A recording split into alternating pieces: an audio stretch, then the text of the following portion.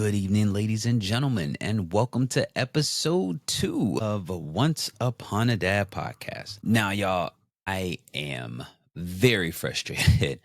I had an episode already recorded with my two younger sisters, Aaliyah and Michaela, and I am still trying to learn this equipment, and it did not work the way it was supposed to. I set everything up. I have this nice camera. I have this nice interface. We had everything set up. We had like a 45-minute long podcast talking about going back to school. I was racking my brain trying to figure out what this week's episode was going to be about. And I just landed on going back to school. I said, okay, great. This will be fun. This is something that's relevant, something that us parents, not only dads, but parents need to know.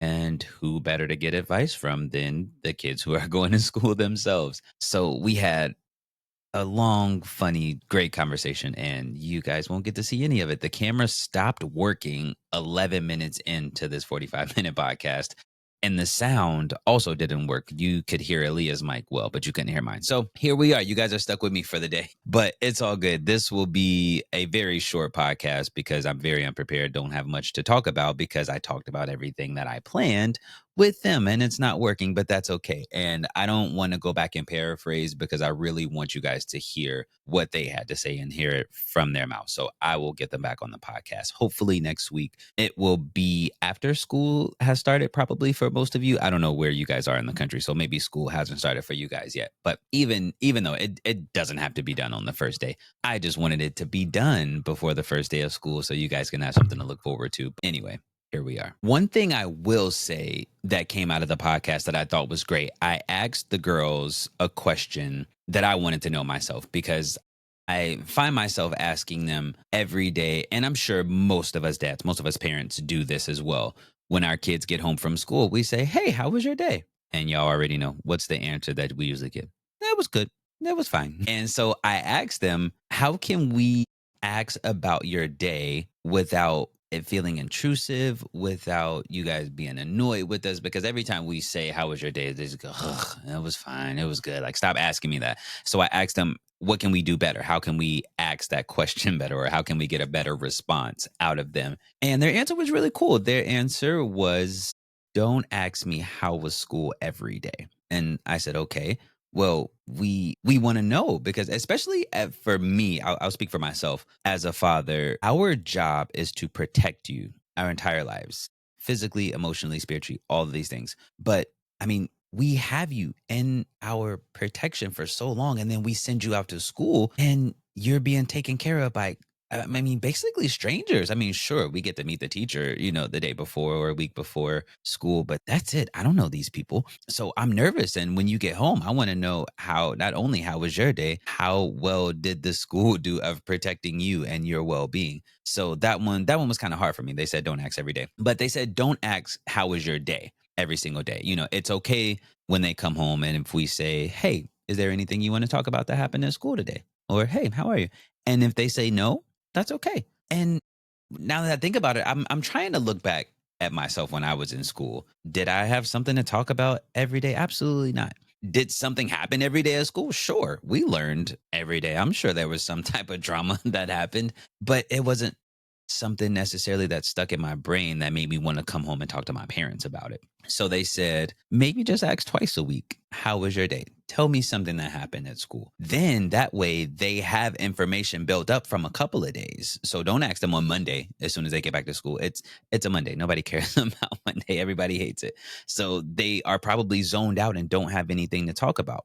But if you wait until Wednesday, hey, how was your week so far? Then at least you'll get something, or you have at least a better chance of getting an answer out of them instead of asking every single day and they just feel bombarded by questions and they just want to shut down immediately. So maybe ask on a Wednesday and then ask again on a Friday, and say, hey, is there anything you're looking forward to for next week? Not only do you have the question of how was your week, what are you looking forward to next week? What do we have going on next week? Is there a test? Is there a party? Is there a sports event? Something of that nature. So I thought that was cool. That was something that I took out of this conversation that I had with the girls. And also I asked them at the end of the podcast, which I kind of want to save this, but they had a couple of different things, but this is the biggest thing I asked. What is a piece of advice that you guys would give to fathers as young girls. So my younger sisters, Aaliyah and Kella, are 15 and 14, by the way. When I asked them both what advice did they have for fathers out there, they both have the same answer, kind of. They worded it differently, but it was pretty much the same answer. And it was to be present. That's something that I think we hear a lot as parents. It's important to be present. But I really think we need to lean into that and focus on the specifics. And I said, okay, what do you mean by be present? And they both said the things that I remember about my dad or doing with my dad was just normal everyday things. It wasn't the amount of money that he gave me for cheerleading. It wasn't the dress that he bought me for the father-daughter dance. It wasn't the monetary things that a lot of dads think is important. A lot of fathers out there think if I give my child some money, they'll be okay. They'll love me. That's me being there for my child. And yes, we should be the provider for our children and give them money if they need it for a sporting event or for new clothes to go back to school, new school supplies, whatever the case may be. Absolutely. But that's not the most important thing. They both told a story, which I will let them tell at another time, but they both told stories about a memory that they have with their dad, about just riding in the car or about being on a phone and using funny filters and just having a great time. Those are the things that they remembered. So their advice was just to be present with your daughters, spend time with them. Also, another big thing was learn what they like, because I asked them both also, what do you remember not liking about your dad? So if you guys remember, Kella and I have the same dad who passed away this year in February. So I asked her, what are some things that you remember that you didn't like about him? She basically said it was doing things that he wanted to do. So yes, we were spending quality time, but it was spending quality time for him. You know, they would go to his friend's house, or they would go to a sporting event that he wanted to see, or they would go watch a movie that he wanted. It was always something he wanted to do. And she was just kind of sitting there and she was like, I remember thinking that this is not bonding time. This isn't my definition of quality time. So my advice to you fathers would be to sit down and talk to your kids, figure out what their interests are and meet them on their level. If you want to spend quality time with them, figure out what your child likes. What kind of music do they listen to? What kind of movies do they like? And it doesn't mean you have to like it. You don't, but you have to show interest. Once your daughter sees that you're interested in the things that she's interested in, she gets excited because now you're coming into her world. She's been living in our world her entire life, doing everything that we want to do, doing things how we want to do it because she's in our household. Now let's return the favor. Let's step into their world, figure it out what it is that they like. And that is what will unlock a beautiful relationship between you and your daughter. So that's what I learned from talking to my wonderful young sisters who will be back on the podcast at some point. I'm glad that all the mishaps happened with them. So I'm figuring all of this out. I'm getting all the kinks and mistakes out of the way now. So when I get my bigger guest on here, I will be polished and ready to go. And I read somewhere that most podcasts fail with before, what was it, 3 episodes? Yeah, I think 50% of all podcasts fail or the producers stop making them after the 3rd episode. And I get it because this is hard, y'all. Getting all this equipment, getting it recorded, getting it edited, thinking about questions to ask the person that you're interviewing. It's a lot. It's not easy, but I will not give up. I told y'all I wanted to give up now because when I figured out that 45-minute podcast that we recorded did not work, I wanted to shoot myself in the face, but it's okay. And I wanted to give up, but I did not. I am here. I am recording this episode and I'm going to put something out for you guys because I promised I would. Every week I'm going to get something out there. Some things that happened this week for me. I have been learning how to be emotionally protective. I have been learning how to protect my daughters emotionally. I feel like I'm not very good at that. I feel like I'm very good at protecting them physically. I feel like most fathers are very good at protecting their daughters physically. But how are we protecting them emotionally? Let me explain. Marley did something early this week. Marley is my oldest. She's 6. She did something. I cannot remember what it was, but we were in the car. She was doing something that she wasn't supposed to do. And I yelled at her and she got upset. I don't think she necessarily started crying quite yet, but you can tell that she kind of shut down. And then I asked Riley, my middle child, who's 4, the same thing. and she gave me the right answer, or she did what I told her to do. And I was like, thank you, Riley. That's awesome. Good job. Give me a high five. And Marley bursted out crying and she said, Daddy, you don't love me. And I didn't know what to say. I said, what do you mean I don't love you? She said, well, because you yelled at me and you said good job to Riley, but you didn't say good job to me. And I sat there and I explained to her that I do love her and this is what love means. And love doesn't mean I'm always nice to you. Love is me protecting you, me feeding you, me clothing you, me giving you housing and shelter and being there for you. That's how I show love. That's how parents show love to children. But I told her that I explained that to this 6-year-old child. And then I kept driving and I got home and she was still upset. I thought to myself, like, why isn't she okay now? I just explained everything to her. And I did not protect her emotionally. I disregarded her feelings,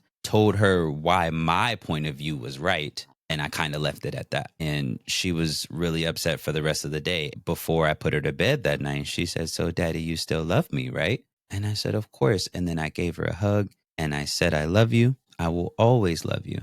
And I just held her and she was okay. She was okay before she went to bed that night. And I kind of kicked myself a little bit once she went to bed, because that's when my mind anyway gets clear. Once the night is over, everybody's in the bed. I have time to reflect on how the day went. And I just kind of thought like, damn, I could have really handled that differently in the moment when she wasn't doing what I wanted her to say. And she was upset and she broke down when I gave Riley a high five, and said, good job. And Marley said, Daddy, do you love me? Looking back now, I should have said, absolutely, Marley. What happened was Riley did what I asked her to do. Now I will give you the chance to do it again. Can you do it, please? And give her the opportunity to try again, because she was clearly hurt and wanted the recognition that I gave to Riley. If I would have just given that to her, because it was clear now, looking back at it, it was clear as day. That's all she wanted. She just wanted me to recognize that she was there. She sure may have done something wrong, but she wanted to be praised for doing something right, just like Riley did. And I did not give her the satisfaction of doing that because of my own ego. So that was on me. And yeah, so I'm just learning about this whole emotional protection. It's not a term that I've heard before, but since I've heard it, I'm trying to implement it. So I will get better at that. And just, I want that to be something that you guys put on your radar as well. Because again, fathers are really great at protecting our children physically, but let's get better at protecting them emotionally. Another thing that happened this week, guys, actually, this happened yesterday. So this is Tuesday. It's almost Wednesday. It's almost midnight, y'all, when I'm making this. London so London is our 2-year-old. I thought she broke her arm yesterday. So their mom called and said that London is crying. I think she may have broken her arm. She won't let me touch it. Every time I touch it, she screams. And come to find out, Marley was just trying to pull her onto the bed. It's a really high bed. And Marley was already on the bed and she was pulling London up by her wrist, I guess, and just kind of snapped. So they called it, I think the doctor called it nurse's elbow. And I think the medical term was subluxation. I think I'm saying that right. I'm not even going to look it up.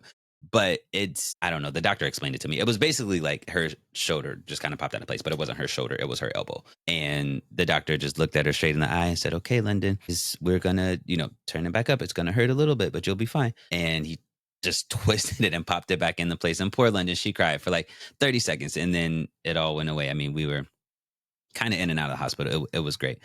But that was London's first real injury. She's fallen and scraped her face and scraped her knees and all that kind of stuff. But this was the first time for her going to the hospital, for something serious. So it was really scary there. But, I think we handled it great. My first reaction was to yell at Marley because I knew she did it. I knew it was something she did. Every time something happens to London, it's Marley.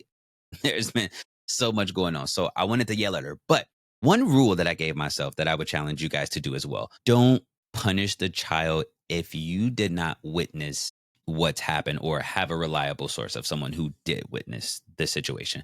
Because I really wanted to yell at Marley and be mad at her and say, hey, you did this. We're here because of you, but I switched it up on the drive there. I calmed myself down and I came from a different approach. And I said, okay, you know what? Let me give her time to explain herself for what happened.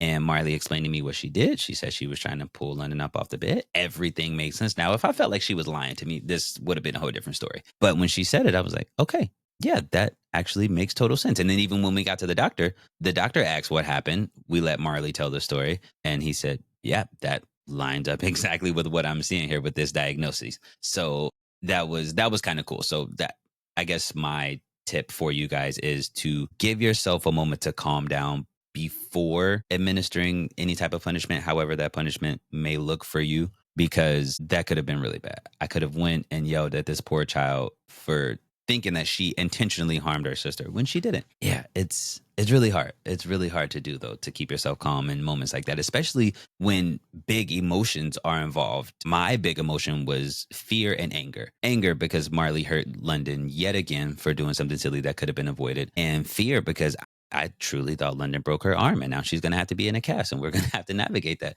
Sure, she's not the first child to ever break her arm and it would have been totally fine, but still, it's something that could have been avoided.